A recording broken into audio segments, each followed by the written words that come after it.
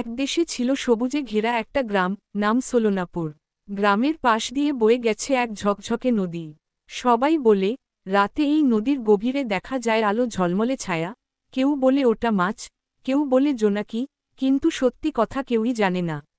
Mermaid জলপরীর নাম মিষ্টি। নদীর নীল পানির নিচে থাকত এক সুন্দর, দয়ালু জলপরী, মিষ্টি।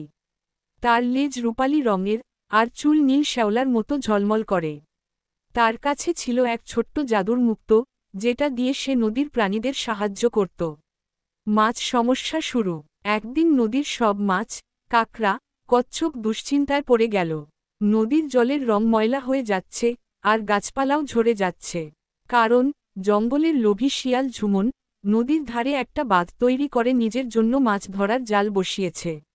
এতে নদীর স্বাভাবিক জল চলাই আটকে যাচ্ছে। বাচ্চা গ্রামের ছেলে রাহাত। গ্রামের ছোট্ট ছেলে রাহাত নদীর ধারে খেলতে এসে দেখে, জল কালো হয়ে যাচ্ছে।